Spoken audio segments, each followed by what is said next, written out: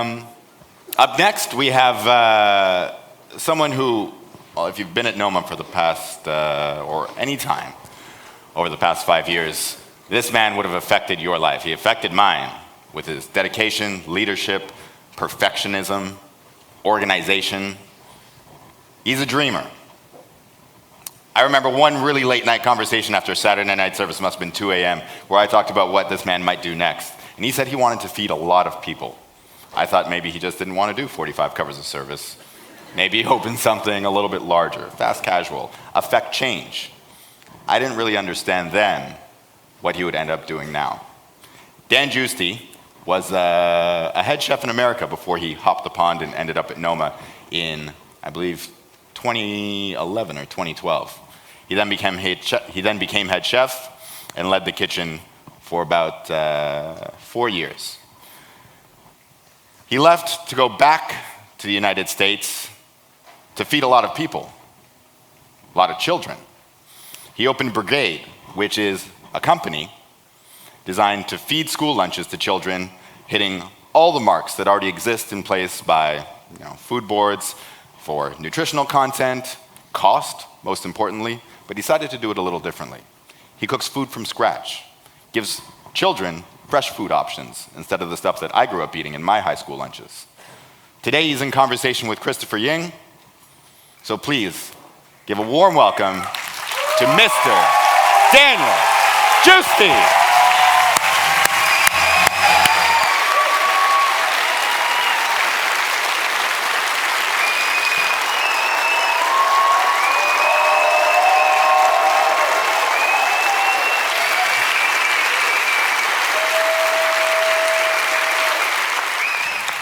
Thank you. Dan Giusti. Yeah, that's me. That's it. You had the job, man. Fuck it. You're the head chef of Noma. Yeah. Why the fuck would you ever leave that? Yes. I asked no. Working at Noma was clearly the best opportunity of my life and the only reason that I'm here speaking today, to be honest with you. Everything that's happened in the past 2 years was because I worked at Noma. I think anybody would have wanted to hear anything from me, but I didn't get into cooking to cook like they cook at Noma. Not to say there's anything wrong with it, but that's not why I got into cooking. Why'd you get into cooking? I got into cooking because I come from a big Italian family. I liked food. I liked being taken care of. I liked the idea of taking care of people through food. And, when I got into cooking, I didn't know about any fine dining chefs or big restaurants. And when I went to culinary school, basically from that point on, it was this trajectory to do whatever I could to kind of be successful. And in this world, to be successful is being the head chef at Noma. So that's what happened. So you're not successful now? That's a good question. I think a lot of people, as much as there's a lot of recognition for what I'm doing at the moment, luckily, I'm here getting recognized for this. I think a lot of people out there wouldn't consider what I'm doing successful. I mean, at the end of the day, there's a lot of people here have been like, man, great job. It's amazing what you do. This is fantastic. But those same people would never do what we do. They just wouldn't. I don't know why, per se. I think there are moments where we've been recognized for what we do, and again, most likely because I came from this place. But if I didn't come from this place, probably nobody would give a shit about what we do. Therefore, if you're a young chef who works really hard, why would you want to be a part of that? Yeah, so I mean, I'm kidding when I'm like, why would you ever leave Noma? Right. But you've been getting that. You've been getting a little like, oh, it's so nice that you're taking this time to do this now. Yeah. It's cool that you're taking this break from your real career. Yeah, I feel bad. Most people say it in the nicest way. They do. They say, man, thank you. Thank you for your work. Like it's like I'm a charity case or something like that. Like I'm going to return. In fact, I hate to say it, I'm not going to mention the publication, but I did an interview with Food and Wine a month ago, and after that interview, the woman who was interviewing me asked, so do you have a restaurant?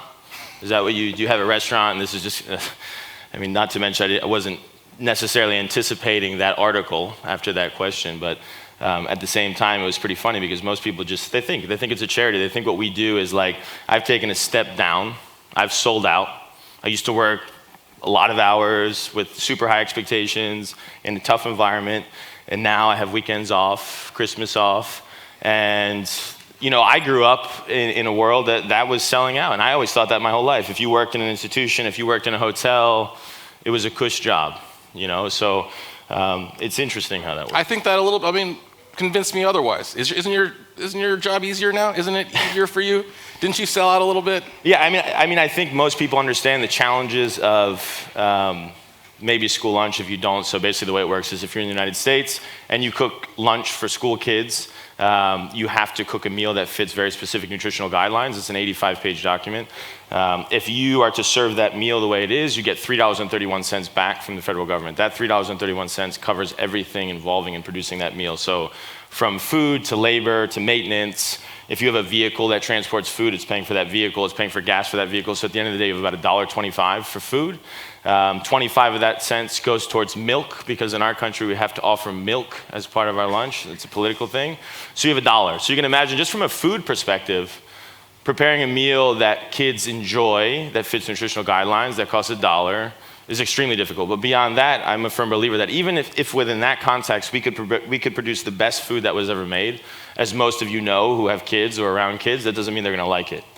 So beyond that, how does this work? And quite frankly, the reason the food system is the way it is because most people don't give a shit about food. So, well, it's true.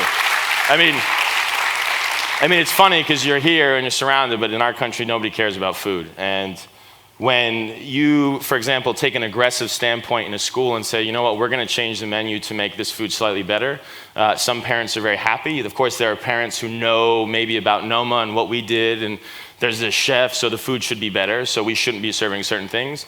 But then there are other parents who question why you've taken these things off the menu, because this is what my kid eats and this is what they enjoy to eat. So it's a very difficult setting that the food is almost secondary to everything else. I think in our country, the food system is so broken, the idea of trying to change it through food is kind of naive. I think before you change it through food, you gotta get people to understand why it's important. I think you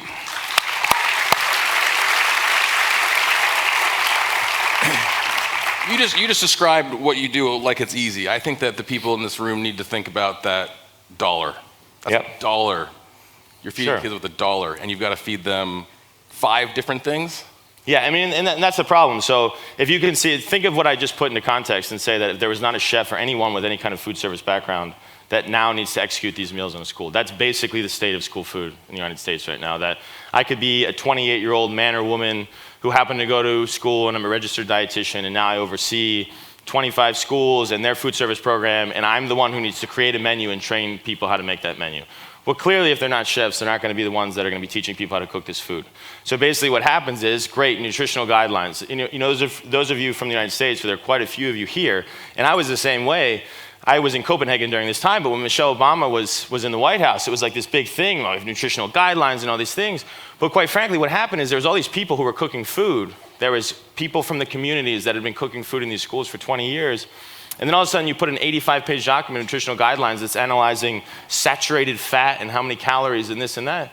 Then they couldn't do it anymore. So now you have to produce this food in a factory somewhere, and it gets just sent to these schools. And that's what's happening at the moment. Schools just have food that's in a bag because that's the only way they can accommodate for this. So what we're trying to do is figure out how do you do this, and it's challenging, super challenging. I've spent some time in Copenhagen. I don't think anything costs $1 here. There's nothing that costs $1. Tell me about who you're feeding. Tell me about these diners of yours now. Yeah, so the communities that we're in at the moment, so we started in New London, Connecticut, which is a small town equidistant between Boston and New York. So it's on the East Coast, it's on the water. Connecticut is traditionally a very affluent state in the United States, but it's also statistically the state with the most disparity between wealth and poverty.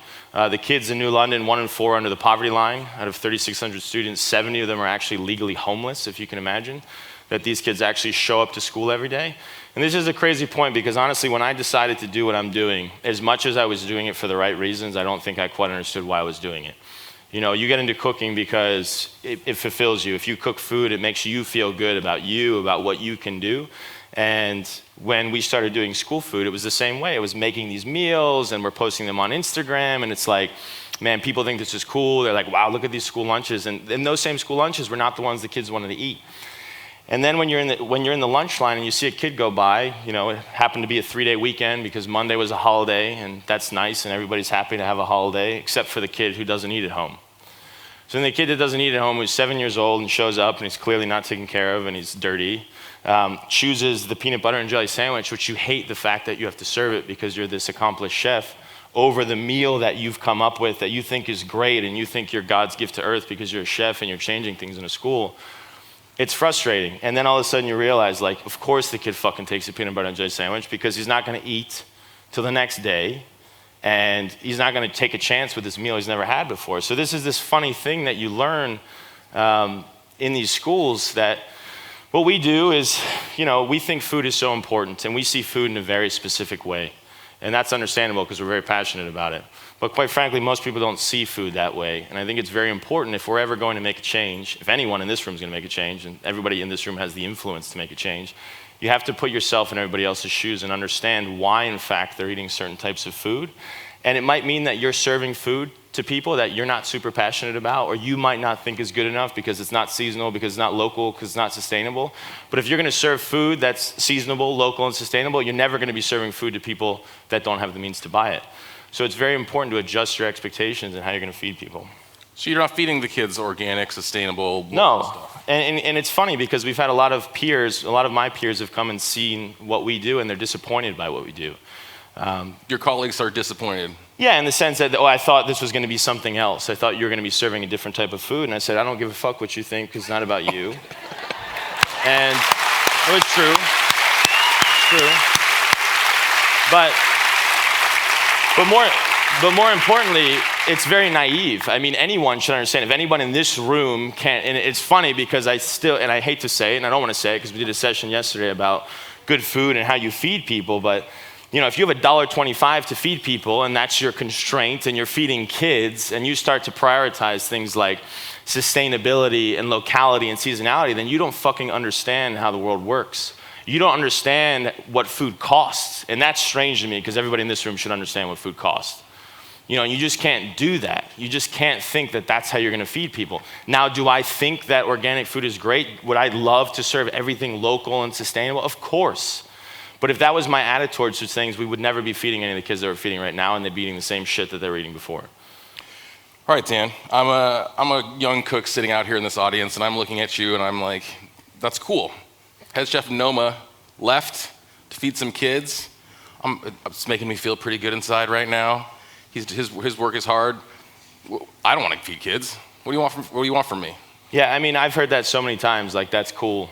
We love what you do, and then those people never come around. Those people never say, let's try it. And I honestly don't expect that that's going to be something that people choose. And that's not what I'm here to say. I'm not here to say that cooking for kids is the truth and you should leave a fine dining restaurant to cook for kids. That's not what I'm saying. But I think it's important, if you are getting into this career, that you cook the way you want to cook. I think the way things are set up now, only certain types of cooking gets recognized. And obviously everybody wants to be recognized. I like to be recognized. We all want to be recognized. But cooking in a school, you're not going to get recognized. Opening a sandwich shop on the corner that serves a sandwich that's only $6 and the beef is not local and sustainable and happens to come from the center of the country, because that's the kind of beef that you want to serve, and that's going to make your sandwich $5 and allow you to serve it to your community rather than only serving people that are affluent. I think you should do what you want to do and be confident in it and be happy. And I mean, a lot of this talk has nothing to do, I feel, with a lot of the theme of this conference, but where it does come in line is that, there's a lot of turmoil and frustration in kitchens, and I think a lot of it has to do with the fact that, and this is the people who work in kitchens and the people who run kitchens, is that you have this certain idea of what you're doing or what you're trying to do with food, yet you feel the need to also get accolades. You feel the need to be number one. You feel the need to get 3 Michelin stars. It's very tearing. And if you think it tears on you as the person in charge, imagine the people that work for you. They have no fucking idea why they're there. They don't know what they're doing. Am I there to cook food, to innovate, to do this, or am I there to win an award? And this is something that's really frustrating. And I think the way things are set up, and a lot of the folks in this room are the people that make these decisions, it's a lot of great people out there who feel the need to do a certain thing because they'll never get recognized. And I think if I'm a young cook, or I had advice to a young cook, it would be just do and cook the way you want to cook. And more importantly, the people who are the leaders in this field, you're the ones who need to start it. is realize that don't let fucking accolades dictate what you do. I mean, I'm always shocked by the amount of people that are in this room that essentially are like gods and can do whatever they want. You can do whatever you want, but in the end of the day, if someone has Instagram and they have 10,000 followers and they say something poorly about what you're eating, or it's not in line with what they ate in Hong Kong the week before, then this is a problem, and that's bullshit. You know, people should be cooking what they want to cook and be happy to cook that. I mean, that's what this industry is about, but somehow I feel like it's going in a different direction. And by no means is that why I left Noma, because I think Noma is an amazing place. But I left because I wanted to cook the way I wanted to cook.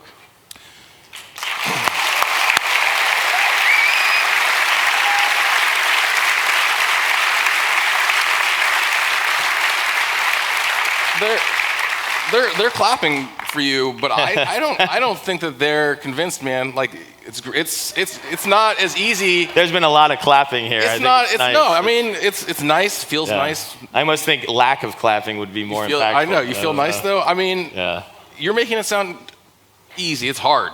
I can't walk away. I got too much invested. I put too much into the career. I want my own Noma. I mean, I'll be honest with you. There's a couple things. One, when I left Noma. Was that hard? I wanted to do what I wanted to do. Was it hard? Yeah, I mean, there were moments, but quite honestly, it wasn't that hard. It was what I wanted to do. And I think one thing that crossed my mind was, well, I'm not opening a restaurant that's as good as Noma. So, and if you're an ambitious person, that was enough for me to just say, fuck it, I got to do something else, because I'm not going to be the guy like 10 years later trying to compete with Renee and try to make this restaurant. But you know, I think it's not a hard decision. I mean, what do you have to, I will say, and this is something I've only shared with a few people, and I don't know if it like detracts from my story here, but there was a point where I was at Noma and I was like, maybe I'll just start another career. Maybe I'll just like do comedy, you know, which is getting laughs and killing. See? But I legitimately thought that, and I think I mean, this is a whole nother topic, and I want to go off on a tangent, but like, what's there to lose? Like, who fucking cares? Like, go do something else. Like, it doesn't matter. Like, why would you work a career for 10 years in like hopes to do something when it might not happen? Why have a 5-10 year plan when probably it's not going to happen? You know, things are going to change dramatically on your way. So, and I say that in the most positive way. If you would ask me when I was the head chef at Noma, would I be cooking food for kids? I would say absolutely not. I wouldn't know that was going to happen to me. These things just come on top of you. So it's a really interesting thing the way it works. So, you know. As far as I know, there are no sparkling water companies that give awards to school lunches. Where do you? I mean. There are no accolades. You're in there every day. Like, what does success look like now? Yeah. What is, if not an award, what does it look like to you? Yeah, I don't think there are any awards. I maybe after this conference, someone will throw us a bone and give an award for best school lunch in the world. I think there are a lot of voters in here. I think that New London schools might end up on those ballots. I fucking hope so. I mean, I don't know what we do. We need to get it. But I think, you know, there aren't any accolades, but I will say that I think when you're cooking, or for that matter, when you're doing work that you're really passionate about and you believe in it, you don't need awards. And don't get me wrong, when I worked at Noma, you know, when I was the head chef, within the first 5 months of us being there, we lost the #1 spot in the 50 best. And that fucking sucked, you know? And like, I can understand and it sucked because I just took the job. So it reflected poorly on me generally, but, so I'm not going to stand here and say that I don't like that. I like accolades and like the way that feels. But I think if you're, back to what I was saying before, if you cook in a way, you work in a way, and you're doing something you truly believe in, and it sounds like cliche, but this is the first time in my life that I'm actually experiencing that. Like, I'm very happy. I don't need an award to kind of tell me that things are right. And is it tough sometimes? Yeah, it is, because sometimes you don't know if you're doing the right thing. When you kind of venture out on your own and there's no one to justify what you're doing and tell you, yes, you're fucking great. In fact, it's the opposite. You have like 800 kids unanimously decide that the food you cook is fucking gross. But if you... No, but like, people think a bad review is like painful, but you can put that in perspective. Yeah, right? I mean, I will say, and Renee can be a testament to this, is when I was at Noma, I was absolutely obsessed with everything. I mean, I knew who was eating. I was on Instagram, seeing who was tagging pictures while they were eating. TripAdvisor. He he used to yell at me. He would be like, what are you doing? You know, like I was crazy. I was so obsessed with feedback, so obsessed with it. And the littlest thing, I mean, in a place like Noma, if one person wasn't, you know, I always tell the story that Renee would be like, well, how were they? How was it? And I said, well, they were great. Is that it? You know, was it, you know, it was always looking for that exclamatory sentence. This was the best meal we've ever had. That's what we were always looking for. And so it hurt when that didn't happen. And now it hurts a lot more because I think, you know, I don't have a tremendous amount of sympathy for adults, especially if you have the means. But if you choose to go to a restaurant, whether it's Noma or any other kind of restaurant, it's your choice. You choose to go there. You can do, you know what you're getting into. You can do research. You can figure out where you're going. The kids that we feed have no choice. They have to show up every day. And in most cases, like I was saying before, this is the only food that they'll eat. So I feel grave responsibility to make sure that what we're doing is the best that's possible. And that's what keeps me going every day. And when you serve a particular plate of food and a kid who's starving just chooses not to eat because they're really kind of uncomfortable about the food you serve, and this happens to be a student that's dealing with things outside of school that they should never be dealing with at the age that they're at, it makes you feel fucking horrible because you've decided to do something that now is essentially taking a meal away from a kid. So again, when people don't have options and people are struggling, it puts, even though in the schools that we operate in, these kids eat for free. They don't even pay a cent for the food that they eat. But they don't have a choice either. And it's a funny thing when you're feeding people that might not have a lot of money or not have a choice, that we feel the need that we can just tell them what's right and what's good and eat this, it's good for you, it's good. That's the wrong way to think. They should be able to say like, I like this, I don't like this. And it doesn't matter if they're 4 or 5 years old, they should have a choice and and this is ultimately what's gonna allow them to understand more about food. Do you feel like you're,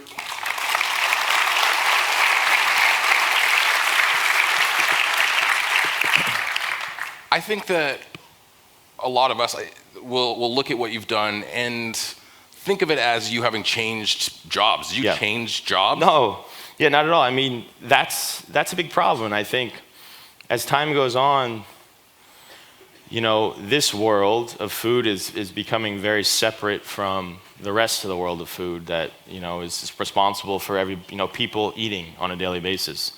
And more people from this world need to know that it's important to get into these other parts of cooking. To say there's a much bigger world of food out there is naive, it's a joke.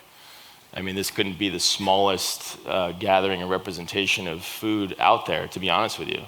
And I say that, and I don't say it in an offensive way, because for what it's worth, the people in this room are some of the most influential people in food. They are, period.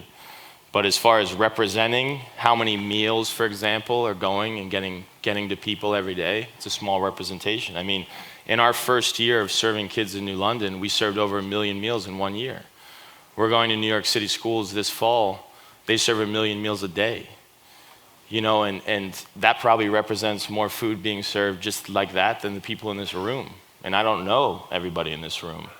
And I just think that the people in this room should have more influence over more food. That's just how I see it. How many people do you want to feed?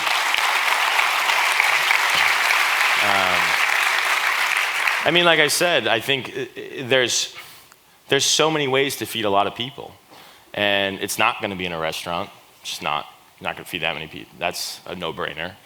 Within a restaurant, you're never going to get to that many people. There's so many environments out there where you can get out and feed lots and lots of people. And I would hope to think that there's no limit as to what we can do. And it doesn't matter if I'm doing it or someone else. I mean, for the fact of the matter, this shit's so fucked up in the United States. You know, we started a business, but there's so many schools, there's so many kids, there's so many people. It's not like a competitive thing. I would hope, and we're trying to find people to do the same thing that we're doing. Do it on the West Coast, do it wherever, compete with us, fair enough. I mean, my goal would be within 10 years, you know, we're feeding several million people. And as much as when I had this conversation with Dave, as he mentioned, I did have that conversation with Dave about feeding millions of people. And maybe at the time it seemed, slightly ambitious. It almost seems a little underwhelming now. You know, because when you talk about millions of people, that's not that much in the grand scheme of things. It's really not. And when I kind of walk around this tent and outside and see the people that are here and the influence that the people have in this room regarding food and beyond, there's no reason that this group of people, if I on my own can affect millions of people, that with the people in this room, we can affect like a fucking ton of people. So that's super important to remember, you know? This